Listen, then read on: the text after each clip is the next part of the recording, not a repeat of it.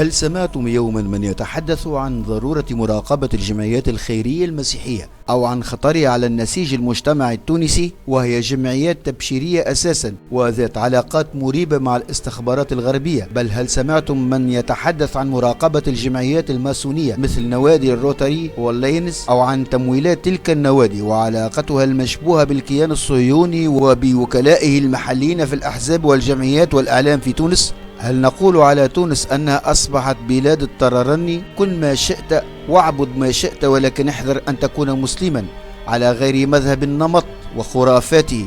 دواعش النمط هم الحليف الموضوعي لدواعش التكفير. سيدي المسؤول، التغريب في تونس له آلة إعلامية رهيبة تعمل بالمكشوف وأمام المرأة ومسمع كل مسؤول في الدولة التونسية. سيدي المسؤول، هذا ليس المسرح التونسي والفن التونسي والسينما التونسية، هذه تفاهات ثقافية زرعوها منذ عشرات السنين باسم التجديد والحداثة والتنوير كذبا وبهتانا. هذا النمط الثقافي الذي نشاهده في هذه السنوات لا علاقة له بالثقافة التونسية التي تربينا عليها. كيف سيدي المسؤول تشرف عليه وتشجعه؟ سيدي المسؤول، مع الأسف الشديد السينما في تونس أصبح لها عنوان واحد: الجنس والمخدرات، الميوعة، الفساد الأخلاقي. والأخطر من كل هذا سيدي المسؤول، أصبحت السينما التونسية تشجع على التفكك الأسري وتشجع العصيان وتمرد الأبناء على الآباء والأمهات.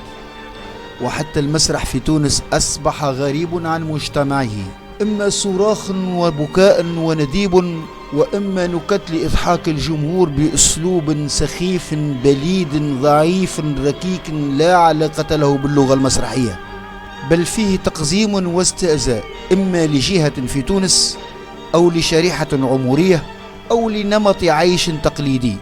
نمط عجيب غريب لا علاقة له بالواقع التونسي ولا علاقة له بالمدرسة المسرحية في تونس أو مدرسة السينما في تونس. كله ممول من الغرب لمجموعة من السينمائيين والممثلين الذين يحملون فكرا يساريا استئصاليا، يذهبون إلى الخارج ويأتون لنا بجوائز بدعوى أنهم نجحوا، وفي الحقيقة هي أعمال عادية جدا.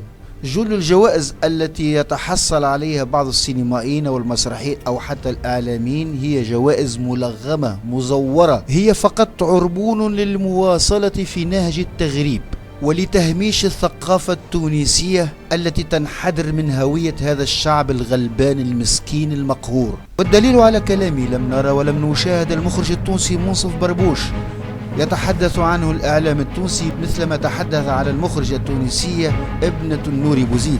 والسبب في ذلك فقط هو أن المنصف بربوش هو مخرج يقدم سينما جدية وواقعية تمس وجدان التونسي والتونسية، لا علاقة له بالإثارة والعري. لذلك لا نسمع له خبرا في الإعلام التونسي ولا في البرامج الثقافية. وفي الأخير لنكون أكثر صراحة، كيف تعامل الإعلام التونسي مع المخرج التونسي المنصف بربوش وكيف تعامل مع المخرجة ليلى بوزيد؟ فالأول تقريبا غيب عن الإعلام التونسي وحضر فيلمه في مهرجان قرطاج، أما الثانية فأصبحت نجمة القنوات والإذاعات التونسية بدعوى أنها تحصلت على العديد من الجوائز. وعندما نعرف مصدر هذه الجوائز نجدها دولة الإمارات. دولة الإمارات التي لا علاقة لها لا بالمسرح ولا بالسينما، هي تستضيف مجموعة معينة من اليساريين الراديكاليين الذين يديرون لعبة المال مع السينما بدعوى أنها جوائز للمنتجين والمخرجين والممثلين. وهذه اللعبة يعرفها العديد والعديد من التونسيين، ولكنها مغيبة في الإعلام التونسي. مال فاسد وسينما موجهة وإعلام شاهد زور.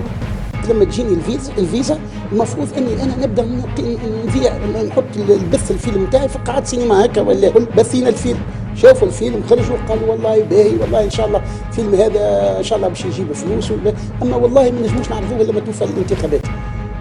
معناها شو معناه الكلام هذا؟ معناه الفيلم تاعي انا نعمله من اجل ان يوصلوا للجماهير وفي الاخر تقول لي حتى توفى الانتخابات.